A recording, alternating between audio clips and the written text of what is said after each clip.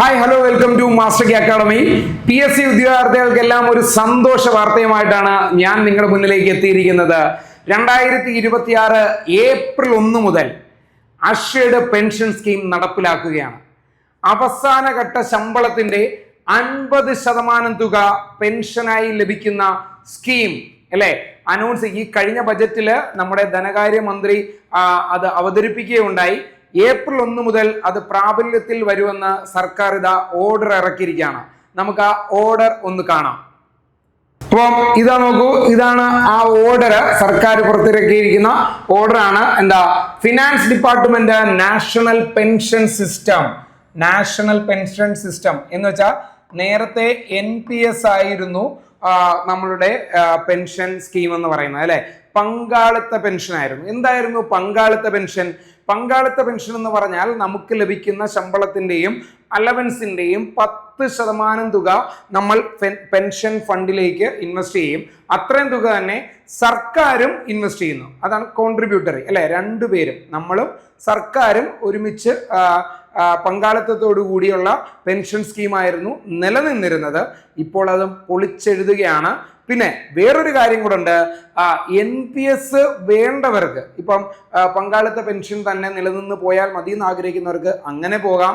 ഇനി NPS-ൽ നിൽക്കുന്നവർക്ക് assured pension സ്കീമിലേക്ക് വരണമെങ്കിൽ അങ്ങനെയും വരാം അല്ലെ.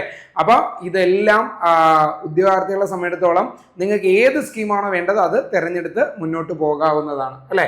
നോക്കി, implementation of assured pension scheme sanctioned orders issued അല്ലെ.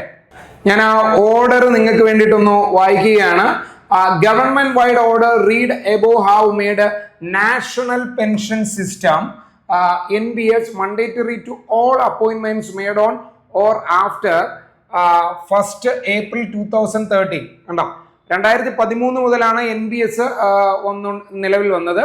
അപ്പോൾ as per para 746 of budget speech 2026 2026 budget സ്പീച്ചിലാണ് നമ്മുടെ ഫിനാൻസ് മിനിസ്റ്റർ KN ബാലഗോപാൽ പറയുകയുണ്ടായത്. NPS മാറ്റിയിട്ട് അവിടെ എന്ത് കൊണ്ടുവരികയാണ്? അഷ്വേർഡ് പെൻഷൻ സ്കീം അല്ലെ കൊണ്ടുവരികയാണെന്ന് പറഞ്ഞു. Government are now pleased to accord in principle sanction to implement assured pension scheme with effect on 1/4/2026. കണ്ടോ, ഏപ്രിൽ 1 മുതൽ അഷ്വേർഡ് പെൻഷൻ സ്കീം എന്ത് ചെയ്യാണ്? നിലവിൽ വരികയാണ്. അഷ്വേർഡ് പെൻഷൻ സ്കീം നിലവിൽ വരികയാണ്.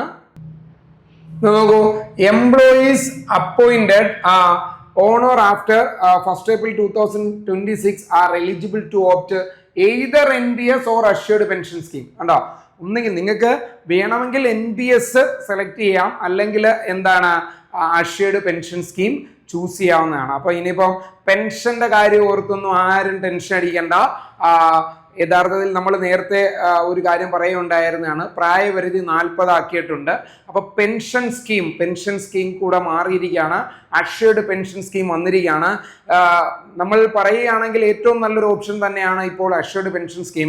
കാരണം 30 വർഷത്തോളം സർവീസ് ഉണ്ടെങ്കിൽ മാത്രമേ NPS കൊണ്ട് ഉദ്യോഗാർത്ഥികൾക്ക് ഒരു ഗുണമുള്ളൂ, ജീവനക്കാർക്ക് ഒരു ഗുണം കിട്ടുകയുള്ളൂ. പക്ഷേ അഷ്വേർഡ് പെൻഷൻ ആകുമ്പോഴത്തേക്ക് അവസാന ഘട്ടം നിങ്ങൾക്ക് ലഭിക്കുന്ന ശമ്പളം എത്രയാണോ അതിന്റെ 50% തുക തന്നെ നിങ്ങൾക്ക് എന്തായിട്ട് ലഭിക്കുന്നു? പെൻഷനായിട്ട് ലഭിക്കുന്നു എന്നുള്ളതാണ് ഈ പെൻഷൻ സ്കീമിന്റെ ഒരു പ്രത്യേകത. അപ്പൊ ഇനിയിപ്പോ പെൻഷനൊക്കെ കൂട്ടിയ സ്ഥിതിക്ക് വെറുതെ വീട്ടിലിരിക്കേണ്ട, എല്ലാവരും പഠിച്ചു തുടങ്ങിക്കോ. നിങ്ങൾ എത്രയും പെട്ടെന്ന് ജോലി വാങ്ങിക്കുക. എത്രയും പെട്ടെന്ന് ജോലി വാങ്ങിച്ചാൽ നിങ്ങളുടെ ലൈഫ് സുരക്ഷിതമാവും. ഓക്കെ അല്ലേ? അടുത്തൊരു വീഡിയോ ആയിട്ട് നിങ്ങളെ കാണുന്നവരെ ബൈ.